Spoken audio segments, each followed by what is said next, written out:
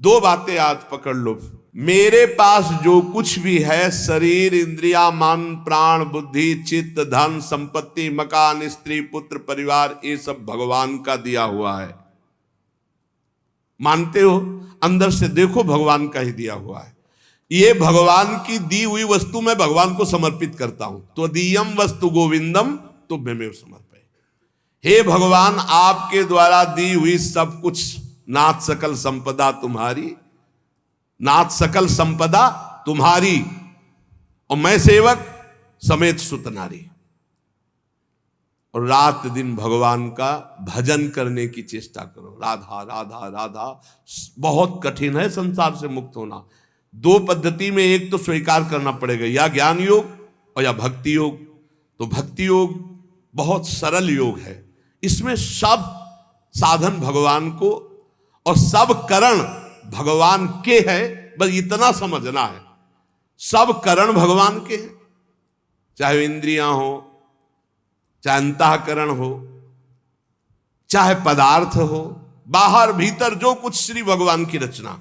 और मैं भी भगवान का हूं, भगवान का अंश हूं। तो मैं सहित सब कुछ भगवान को समर्पित और भगवान का नाम जप, इस जन्म में पक्का भगवत प्राप्ति हो जाएगी। ज्यादा समझने की जरूरत नहीं। ज्ञान में तो बहुत बहुत समझने की जरूरत है। अगर उसमें चूक हुई तो दूसरा बचाने वाला नहीं, इसमें बचाने वाला है। करो सदा तिनके रखवारी, जिम बालक राखे महतारी। युक्ता कर्म फलम त्यक्त्वा शांति मापनोति नैष्ठिकीम, अयुक्ता काम कारेण फले सक्तो निबध्यते। जो योगी है वो फल का त्यागी होता है, कर्म का त्यागी नहीं। कर्म जो आया उसको किया और फल वो भगवान को समर्पित कर दिया। कर्म भी भगवान को समर्पित कर दिया। पर कर्म त्यागी का मतलब मैं ये कर्म क्यों करूं जब मुझे फल की आकांक्षा नहीं। नहीं, कर्म करना चाहिए। गृहस्थ में हो तो अपने अपने धर्मानुसार जो आपको कर्तव्य कर्म मिला है, विरक्त हो तो अपने अपने धर्मानुसार जो आपको कर्तव्य कर्म मिला है। भगवान ने कहा मेरे लिए कोई कर्म नहीं, फिर भी मैं कर्म करता हूं।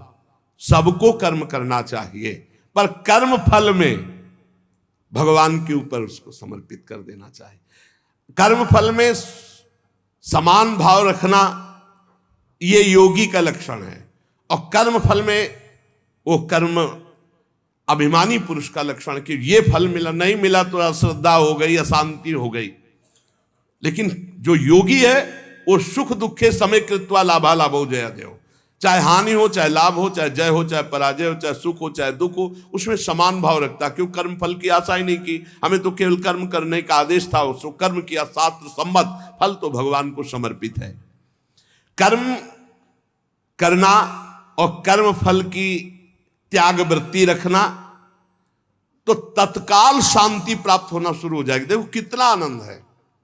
हम कर्म फल चाहते ही नहीं, हमें करना है, हमें भजन करना है, हमें साधन करना है, हमें अपने अपने जो कर्म है वो करने, वो फल की तरफ भगवान देखे। जोई जोई प्यारो करे सोई मोई भावे, अभी शांति। युक्ता कर्म फलम त्यक्त्वा शांति मापनोति नैष्ठिकीम। जितना जलन, जितनी अशांति फल को लेकर के है, कर्म को लेकर सावधानी नहीं है, फल को लेकर है। फल में बोले अब हमें भगवान से श्रद्धा हो गई तो तुम्हारा ही पतन होगा, भगवान का थोड़ी वहां कुछ होना, तुम्हारा ही पतन होना है। सकाम मनुष्य कामना के कारण फल में आसक्ति हो जाती है, इसलिए वो बंधता है, जलता है, दुर्गति को प्राप्त होता है। देखो, संचित कर्मों के अनुसार प्रारब्ध बनता है, और प्रारब्ध के अनुसार मनुष्य का जन्म होता है। और मनुष्य जन्म में जो नए कर्म होते हैं, नए कर्म संस्कार बनते हैं, वो तुरंत उठकर संचित में चले जाते हैं। भोगना तो प्रारब्ध ही पड़ता है, शुभ और अशुभ। कर्म फल की आसक्ति त्याग कर दो तो संचित भी भस्म हो जाएंगे, और नए कर्म संचित में जाके जमा नहीं होंगे, और प्रारब्ध भोगकर भगवत प्राप्ति हो जाएगी। प्रारब्ध भोगना पड़ेगा, ये कमर कस लो। ये जो तुम्हें कह रहे हैं कि हम नष्ट कर सकते हैं छूछा से, भगवान बोल रहे हैं, जगत गुरु बोल रहे हैं, हम नहीं बोल रहे। प्रारब्ध भोगना पड़ेगा, अवश्य में भोक्तव्यम कृतम कर्म शुभाशुभम। भूल भुलैया में मत फंसो।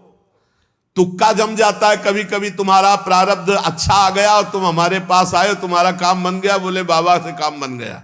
बाबा से काम नहीं बना, तुम्हारा प्रारब्ध काम बना दिया, तुम्हारा पुण्य काम कर गया। जो कर्म फल की आसक्ति का त्याग कर देता उसके कर्म भस्म हो जाते, भुने हुए चने के समान, फिर बीज नहीं देते, फिर वो बंधन कारक नहीं होते। जैसे भुना हुआ चना है, अब ना उसमें अंकुरण होगा, ना पेड़ होगा, ना उसमें बीज होगा, जड़ से खत्म हो गया, अब उसमें कोई सत्ता नहीं। तो जो कर्म फल की आशा ना रख करके केवल भगवत प्रीत्यर्थ किया जाता वो उसे बांध नहीं सकता, उसे जन्म मरण में नहीं पहुंचा सकता। नहीं तो चाहे शुभ कर्म हो, अच्छा कर्म हो या बुरा कर्म, उसे जन्म मरण में फंसा देगा। कर्म फल 4 प्रकार के होते हैं। एक होता दृष्ट कर्म फल, और एक होता अदृष्ट कर्म फल, और एक होता प्राप्त कर्म फल, और एक होता अप्राप्त कर्म फल। दृष्ट कर्म फल कहते हैं वर्तमान में किए जाने वाले नए कर्मों का फल जो तत्काल प्रत्यक्ष मिलता दिखाई देता है। जैसे कीर्तन किया आनंद मिल रहा है, सत्संग किया आनंद मिल रहा है, कोई भूखा है अपना भोजन पवा दिया तत्काल आनंद मिल रहा है, कोई अपने लिए पदार्थ लेने जा रहा, देखा बीमार है उसके पास दवाई की व्यवस्था नहीं, चलो आज हम भूखे रह जाएंगे, पैसा बीमारी में दे दिया, उसमें लगा, तो जो हृदय शीतल हुआ वो दृष्ट कर्म फल, इतना महान कर्म कि तत्काल आनंद प्रदान करता है। और अदृष्ट कर्म फल वर्तमान में किए जाने वाले नए कर्मों का फल जो अभी तो संचित रूप से संग्रहित होता है, आगे जन्म में मिलेगा जाकर के। जो तीर्थयाटन है, दान है, पुण्य है, बहुत प्रकार के ऐसे कर्म है जो अभी आपको नहीं अनुभव में आ गए, वो आगे आपको प्राप्त होंगे। और प्राप्त कर्म फल जो पूर्व के कर्म फलों का प्रारब्ध बन करके आ गया है, शरीर प्राप्त कर्म फल है, प्रारब्ध जैसा वैसा शरीर, वैसे ही कुल में जन्म, वैसे ही धनवान, संपत्तिवान, अनुकूलता प्रतिकूलता, ये प्राप्त कर्म फल है। पूर्व में जो कर्म किए उससे जो प्रारब्ध बना है वो पहले से निश्चित हो चुका है।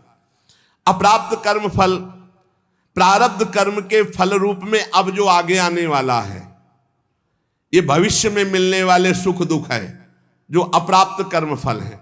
प्राप्त कर्म फल हो चुका, शरीर ऐसे कुल में जन्मा, शरीर ऐसा है, ऐसा ऐसा धन संपत्तिवान माता पिता मिले या निर्धन मिले, या जैसे अनुकूल प्रतिकूल परिस्थिति जो वर्तमान में मुझे मिली, ये प्राप्त कर्म फल। और जो अब आगे आने वाली है अप्राप्त कर्म फल, ये प्रारब्ध बड़ा भयानक है जो आगे आने वाला है।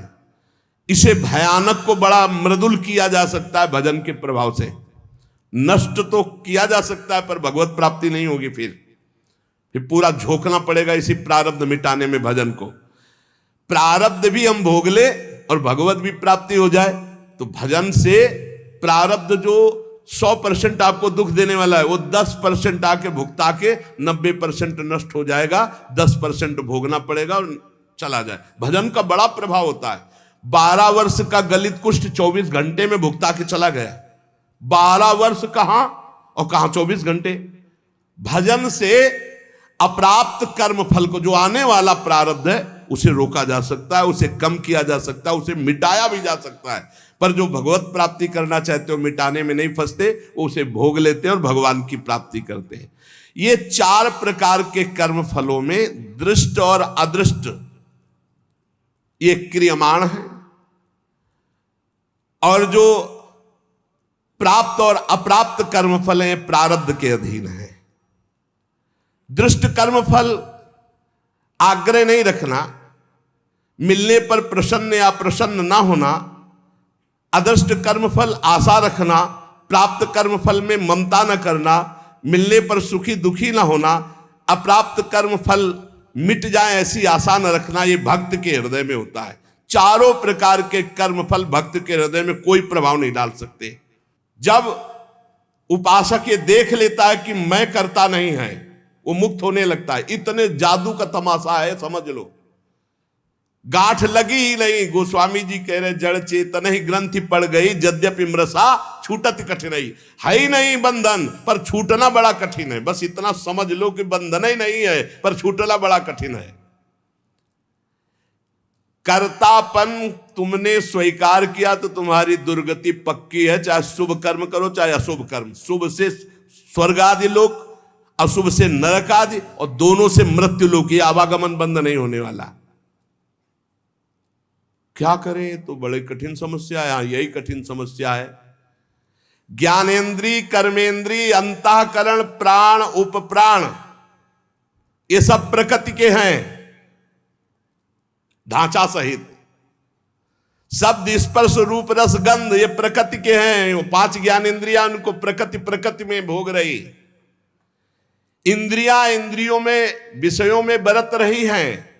आप इनको देख रहे हैं, दृष्टा हैं, पर आप तन्मयता कर लेते, मैंने देखा, तो फिर उसका दंड भी तो भोग मिलेगा। क्या देखा और कैसे देखा? हमारे द्वारा जो भी क्रियाएं हो रही हैं, हम उनके 2 विभाग देखते हैं, एक अच्छी क्रियाएं और एक बुरी क्रियाएं। बिल्कुल सरल भाषा में आपको बता रहे हैं। जो अच्छी क्रियाएं हैं वो शास्त्र सम्मत है, जो बुरी क्रियाएं हैं वो शास्त्र विरुद्ध है। बुरी क्रियाओं को अशुभ कर्म कहते हैं, अच्छी क्रियाओं को शुभ कर्म कहते हैं। शुभ और अशुभ कर्म ये गुणों से प्रेरित होते हैं। सतोगुण तो शास्त्र सम्मत, रजो और तम मिश्रित या तमोगुण या घोर रजोगुण, ये शास्त्र विरुद्ध आचरण कराएंगे। अब अपने को भगवान की शरण में हो जाना, गुणों की शरण में नहीं। भक्ति का मार्ग, पूरा शरीर, इंद्री, प्राण, उपप्राण सब, हे नाथ मैं आपकी शरण में। ये तो समझ में आ रहा है ना?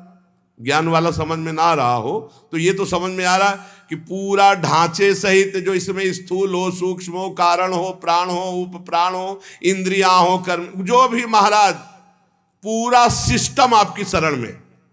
समझ में आ गया? ठीक। अब हमको देखना है कि हमारे द्वारा जो अच्छा काम हो रहा है वो भगवान की प्रेरणा से हो रहा है।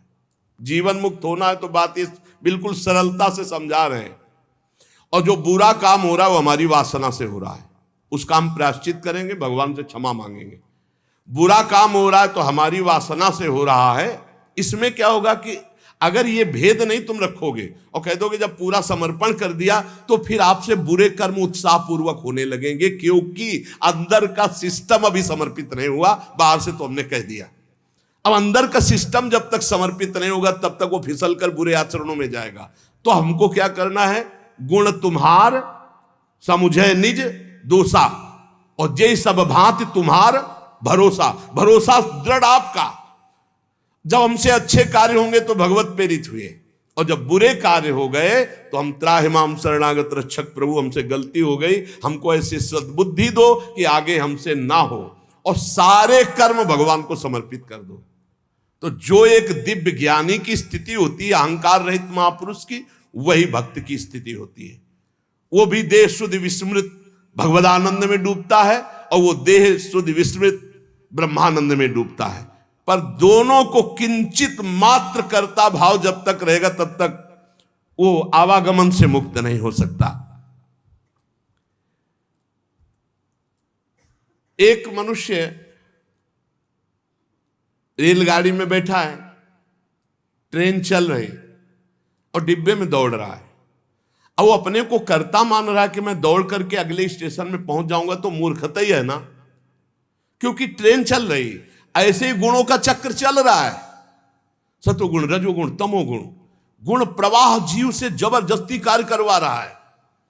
तमोगुण आया तो निद्रा, आलस्य, प्रमादोत्थम, जो नहीं करना चाहिए वो सब कर्म करने में वो जुट जाएगा। प्रमादोत्थम, प्रमाद का मतलब होता है करने योग्य कर्म को ना करना, और ना करने योग्य कर्म को करना, इसे प्रमाद स्थिति कहते हैं।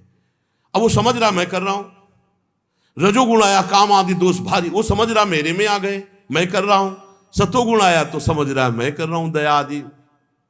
इन गुणों के प्रवाह से बचने के लिए हरिवंश महाप्रभु कह रहे हैं, यही डर ही डरप हरिवंश हित, जिनो भ्रमय गुण सलिल पर, जी नामन मंगल लोक त्यू सुहरिपद भजन विलंब। निरंतर नाम जप करो, अपने आप को भगवान को समर्पित कर दो, सब कर्म भगवान को समर्पित करो। अच्छे कर्म जब हो तो भगवान को देखो कि भगवत इच्छा से हुआ, और जब गलती हो जाए तो अपनी मान करके प्रभु से प्रार्थना, बहुत जल्दी आवागमन से मुक्त हो जाओगे। ये जो आवागमन का कनेक्शन ना होते हुए भी कनेक्शन है अहंकार का, देहाभिमान का, ये नष्ट हो जाएगा। इस बात को अच्छे से समझ लो।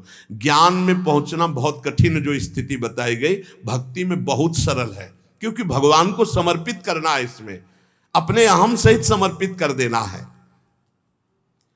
सांख्य योगी शरीर इंद्रिय अंतःकरण आदि के साथ अपना कभी संबंध नहीं मानता, और भक्त अपने शरीर इंद्रिय अंतःकरण आदि को भगवान को समर्पित कर देता है। ये बढ़िया, बहुत मीठा सरल मार्ग भक्ति का, और बात वही बननी है। साधक कभी किंचन मात्र, चाहे भक्ति मार्ग का हो चाहे ज्ञान मार्ग का हो, अपने को कर्ता ना माने, नहीं तो भोगना पड़ेगा। मैंने ये किया तो ऐसा थोड़ी कि आपने किया कि मैंने नहीं किया। अंदर से सिस्टम, चित्रगुप्त जी क्या देख रहे, अंदर जहां तुम्हारी सोच है ये भोगा जाए तो बहुत आनंद मिलेगा, तो लिख गया कर्ता ने भोगने की इच्छा की, और ये अब क्रिया बाद में होगी, पहले वो लिख गया, पूरा चित्रण हो गया, क्रिया तो बाद में होगी, पहले अंदर सोच होती, उसी सोच को लिखते हैं चित्रगुप्त जी। उसी सोच में भगवान का भजन चल रहा है तो भक्त उसी समय जलन पैदा, अरे कैसी बात आ गई, वहां लिख गया। ये रुचि पूर्वक नहीं, उसकी रुचि नहीं थी, अरुचि पूर्वक, तो उसमें समाधान मिल जाएगा। अंदर की बात लिखी जाती है। साधक कभी किंचन मात्र भी अपने में कर्तापन की मान्यता न करे, जितना अंश रखेगा कर्ता भाव का उतना बंधा रहेगा। अपने में कर्ता भाव ना रहे, चाहे वो ज्ञान मार्ग का साधक हो चाहे भक्ति मार्ग। भक्ति मार्ग का साधक कैसे बोलता है, श्री जी की इच्छा से आज परिक्रमा हो गई, श्री जी की इच्छा से आज ऐसा, आज श्री जी की इच्छा थी कि दर्शन करने जाए तो बिहारी जी के दर्शन कर आए, श्री जी की इच्छा, अपनी इच्छा को, अपने कर्ता भाव को प्रभु के चरणों में मिला देता है। भगवान की इच्छा, प्रभु की इच्छा, एक मार्ग तो पकड़ लो, हर कर्म समर्पित, कहीं भी कर्ता भाव नहीं, कहीं भी अभिमान की बात नहीं, मैंने देखा मैंने किया नहीं, प्रभु की इच्छा से देखा, प्रभु की इच्छा से हो गया, अपने कहीं करता नहीं, अपना तो प्रभु के चरणों में समर्पण। अब देखो, ब्रह्मण्याधाय कर्माणि संगम त्यक्त्वा करोति यः लिप्यते न सा पापेन पद्म पत्र मिवाम्भसा। जैसे जल में कमल का फूल रहता है, एक बूंद पानी नहीं, ऐसे वो भक्त, ऐसे वो ज्ञानी संसार में रहता है, एक भी कर्म का फल नहीं। कर्माणि श्रुति बोधितानि नितराम कुर्वन्तु कुर्वन्तु मा। वो चाहे वेद के अनुसार कार्य करे या न करे, कोई उसके ऊपर लागू नहीं नियम। वो विषयान ग्रहणंतु मुंचन्तु, विषय भोगे या विषय त्याग दे कोई नहीं, क्योंकि वो ऐसी अवस्था को प्राप्त हो चुका है। ब्रह्मण्याधाय कर्माणि संगम त्यक्त्वा करोति। जो भक्त संपूर्ण कर्मों को, पीछे ज्ञान का तो आगे उसी को बता रहे, जो भक्त संपूर्ण कर्मों को भगवान में अर्पित कर देता है, उसकी आसक्ति नष्ट हो जाती है। वो कर्म करता हुआ भी जल से कमल के पत्ते की तरह पाप से लिप्त कभी नहीं होता। पूरे संसार का हतन हो जाए तो भी उसे पाप नहीं लगेगा, ऐसा महान ये योग है। शरीर इंद्रिया मन बुद्धि प्राण ये तुम्हारे नहीं हैं। अब भक्ति में देखिए इसे, ये भगवान के रचे हुए हैं, वो भगवान के हैं। मान लो जैसे ज्ञान में अभी वर्णन कर रहे थे, ये प्रकृति के हैं, प्रकृति में बरत रहे। अब यहां भक्ति में है ये श्लोक का अर्थ, शरीर इंद्रिया मन बुद्धि प्राण ये तुम्हारे रचे हुए हैं क्या? भगवान के रचे हुए। तो हुए किसके? भगवान के हुए ना, ये भगवान के हैं। तुम्हारे प्राण भगवान के, तुम्हारी मन बुद्धि चित्त अहंकार ये भगवान की, तुम्हारी ज्ञानेंद्रियां भगवान की, तुम्हारी कर्मेंद्रियां भगवान की, तुम्हारा सब कुछ श्री भगवान का है, तुम्हारा थोड़ी रचा हुआ है। माना ये अपने नहीं है, ये श्री भगवान की रचना है, श्री भगवान के हैं। कौन कौन? शरीर इंद्रिया मन बुद्धि प्राण ये भगवान के रचे हुए हैं। तुम्हारी रुचि से होता तो तुम तो और सुंदर रचना चाहते, और बलवान चाहते।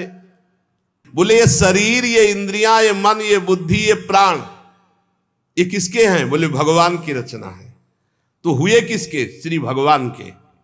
तो तुमने अपना क्यों मान लिया? यही बंधन है, यही बंधन है, अपना इनको मान लेना। इसी भक्त का क्या स्वरूप होता है? वो इन्हें भगवान का मानता है। ज्ञानी का क्या स्वरूप होता है? वो इन्हें प्रकृति का मानता है, क्योंकि प्रकृति के ही अंश ये हैं। और प्रकृति कृति, ये जो प्रकृति की रचना करने वाला रचयिता है वो परमात्मा है, मूल में परमात्मा ही आता है। अतः इनके द्वारा होने वाली क्रियाओं को भक्ति योगी अपने कैसे मान सकता है? जब शरीर मन प्राण सब भगवान का, तो इनकी क्रियाएं भी भगवान की, इसलिए वो जीवन मुक्त हो जाता है। जीवन मुक्त कैसे होगा? शरीर मन प्राण इंद्रियां सब भगवान की, तो इनके द्वारा होने वाली क्रियाएं सब भगवान की, आप जीवन मुक्त हो गए। लगा तो बहुत सरल, लेकिन देखो क्या सब भगवान को अर्पित करते हो? क्या जब आपके अंदर प्यास लगती है तो आप ये सोचते हो भगवान पानी पीना चाहते हैं?